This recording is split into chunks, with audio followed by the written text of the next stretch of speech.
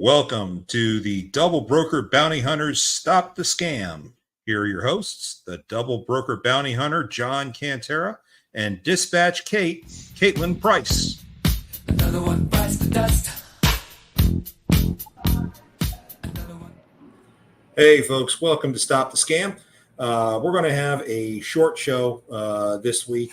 Our guest that we had planned ended up canceling on us. So we're going to be basically doing some updates today on some of the cases that we're working on. So this will be a fairly short show. Unless any viewers have questions or something about a pressing matter that they're involved in, I get questions every day regarding freight guards, double brokered loads, impersonated brokers. I'm getting them all the time. And it's been very challenging for me to keep up with all the requests that I've been getting. That's how many I've gotten. So it's going to be kind of crazy. Kate, how are you doing today? Are you in a position where you can chat a little bit? Sort of. I'm okay. It was definitely a Monday. Oh, I can definitely agree to that. Anything else going on this week for you? I did have a driver breakdown this morning, like very early, like 3:30, 4 o'clock in the morning on his way to drop off his weekend load. He hit a deer and wrecked the radiator. So, Ooh, yeah. that's never a fun way to start. No, not at all. Ugh. Yeah, it's definitely been a Monday. I've been in the same shoes. There are 7 carriers I dispatch for, and this is not an exaggeration whatsoever. Every last load that I had booked for today canceled, and I mean every last one of them. For 2 carriers, we actually had 2 loads cancel on us today. So, I mean, it has been the Monday from hell. Most of my guys are idle. I got a couple of them moving on short runs just to keep them a little busy. We're trying to catch up and get stuff for tomorrow. I don't have stuff for tomorrow lined up for most of them. So it's a little stressful for me. But, hey, this is the transportation industry. God knows it's a pain in the tail, and we've all been there. So happy Monday to everyone here. To add to my fun, I don't know if any of y'all are paying attention, but there appears to be another storm coming in the Gulf. Most of you know I live in the Pensacola area, and thankfully I've been able to dodge these storms, unlike Kate, who's already caught one herself. But it looks like it is my turn. But at least you'll be on the clean side. There's a new storm coming. Helen, I believe the name is or Helene. Helene is going to end up being the name. Here's the current path that it's showing. So the Florida Panhandle is definitely on target in this one. If you are not used to tracking these or monitoring these in any way, you can always check out cyclocane.com. Cyclocane has a series of spaghetti models that show the different mathematical models that feed into the forecast. And what you're seeing on your screen is a spaghetti diagram that shows where the tracks for all the different models. And you can see the majority of those models converge in the Apalachicola area in the Florida Panhandle, which is how the National Hurricane Center derives their forecast. The one thing that I do want to point out to everybody is the projected intensity that Cyclocane puts up based on those models. So what this is saying here is this particular storm is going to hit sometime in the next 60 to 72 hours. That is, make landfall. And it's not named yet. So this is going to be a very rapidly developing storm. It will also die off rapidly, but it will be intense as it comes in. So, of course, you can see the models have it ranging everything from a tropical storm to a Category 5. But the vast majority of these models indicate it's going to be a Category 2 or a Category 3. So that is most likely what we're going to end up seeing. So fun times for me. We'll see if I end up having to evacuate. Hopefully not. As long as it stays toward Apalachicola, I don't think I'm going anywhere. But if it moves west, then Kate, I may be coming and staying with you. But that's neither here nor there. Okay, so some of the things that we've been dealing with today, we have had a lot of broker impersonation issues coming across. One in particular, which took place today, is involving Queen Logistics. I've used them a couple of times, but these scammers are really getting super slick when they're trying to impersonate these guys. We have already seen a lot of these impersonations involve using Gmail or Yahoo email accounts, but this one, the email account, this one, it looks like I lost Kate.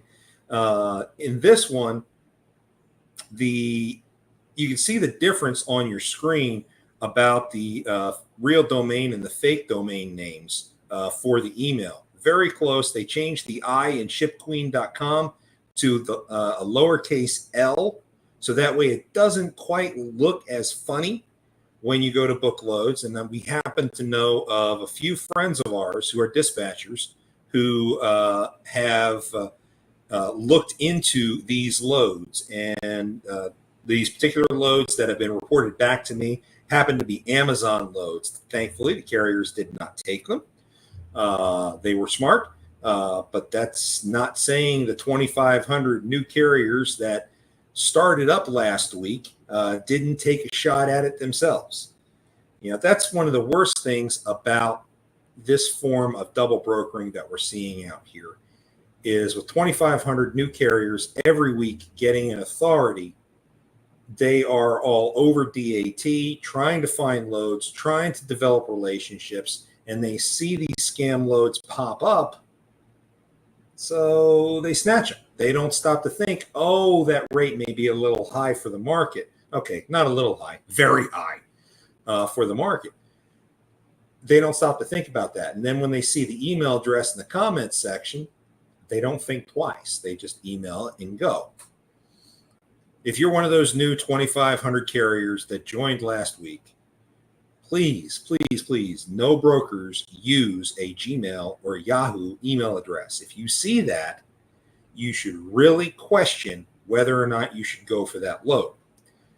Now, I tell carriers all the time when they get stuck in this situation that they need to call the corporate office for the broker they're booking with. Don't bother emailing or calling or texting the individual broker you're dealing with, because if you suspect they may be a bad guy, you need to verify them. And the best way to do that is to contact the brokerage, the home office for the brokerage, particularly your medium and large brokerages.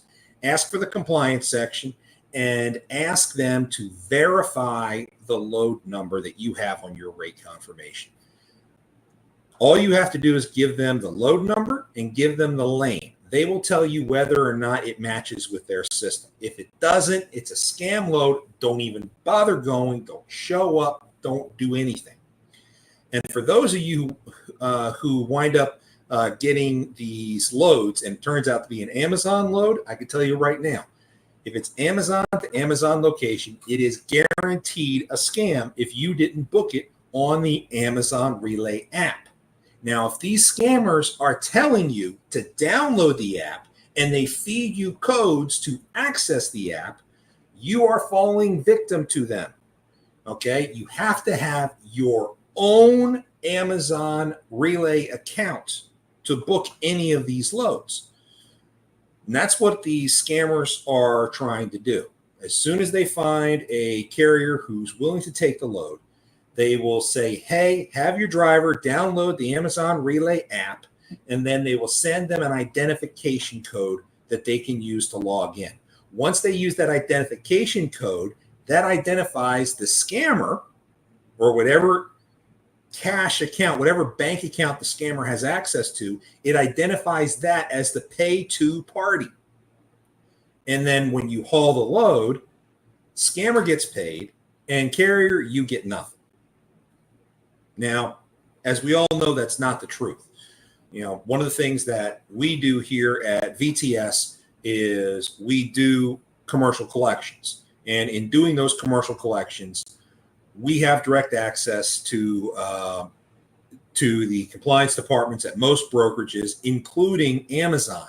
Amazon actually gives us our own claims login so that we can process claims for carriers through Amazon. Heck, I did 5 claims last week with Amazon. I've got at least a dozen more that I know of that are on the way for me to try to place so that carriers can get paid. If you are a carrier and you got scammed on one of these loads, whether it's Amazon or not, if you didn't get paid, you reach out to me at jcantera, vigilanttransport.com, or you could even reach out to Kate at kprice at rockdovefs.com, and we can help you get paid on that. And it could have been as far back as 18 months ago for an interstate load, and we can make sure that you get paid something for it. It is a fight. Brokers will resist. But at the end of the day, 49 CFR 377 requires the final mile carrier to be paid. And the final mile carrier is defined as the carrier that is in possession of the pen and ink BOL document, the physical piece of paper. Because if you walk up to a broker and you present that physical piece of paper, that entitles you to be paid. So carriers, I advise you to tell your drivers, whatever you do, do not throw out any BOLs. I don't care if they spilled coffee all over it. By all means, please, please, please make sure you don't throw those out, because if you throw that out, you lose the ability to collect on your load. Not only that, brokers are required to keep their documents for a minimum of 3 years under federal law. And that's 49 CFR 371.3. So make sure that you also maintain your documents for every load you do, minimum 3 years. That way you are covered if you are requested by DOT to provide documentation. Okay, so I know this sounds basic. I know this sounds like standard stuff, but with 2,500 new carriers coming into this industry every week, we got to keep saying the same things over and over again. It's a challenge that we're trying to overcome. Education is absolutely the answer, because the Fed isn't doing a damn thing about it. So as long as these scammers are out there trying to steal from carriers, you can count on the Double Broker Bounty Hunter to be out there trying to help shield carriers as much as possible and to help you guys get paid when you get scammed.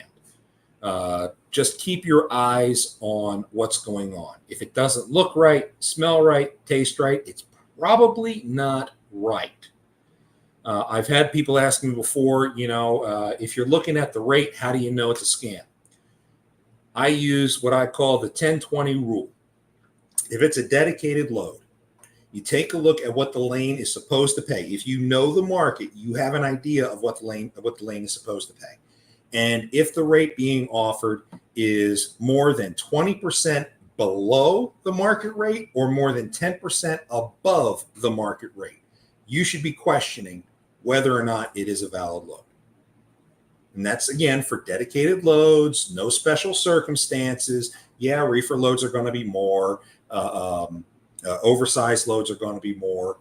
But have an idea of what you're looking at from a market perspective. If you do not understand your market, then you are susceptible to getting scammed by these scammers. We're going to be doing a individual video based on a lot of these tips that we put out to brokers and carriers on a damn near daily basis. We're going to do a combined video on these. It is also included as part of my webinar. If anyone is interested in that, they can reach out to me and we can get you set up for that. It's more designed for new carriers or for brokerages trying to train their people on fraud in the industry over the last 3 years and how it developed, how it grew, how it exploded, and the things you need to look for to help protect yourselves. We are expecting a few changes here on the show. I know it's kind of a rough transition there, but we are expecting a few changes here in the show that I wanted to make sure everyone understands. I think Kate is stuck in a store babysitting somebody, and that's why she hasn't come back on. We are joining up with the Lounge Media Group. These are the same people who bring you the Logistics Lounge and Tow Truck Tuesdays. We are joining up with them to be able to combine and provide a wider audience for the entire group so that we can get good information out about the bad actors to a larger group of people and hopefully help protect people in this industry more so than we've been able to in the past. We will be out there at truck shows, doing media events.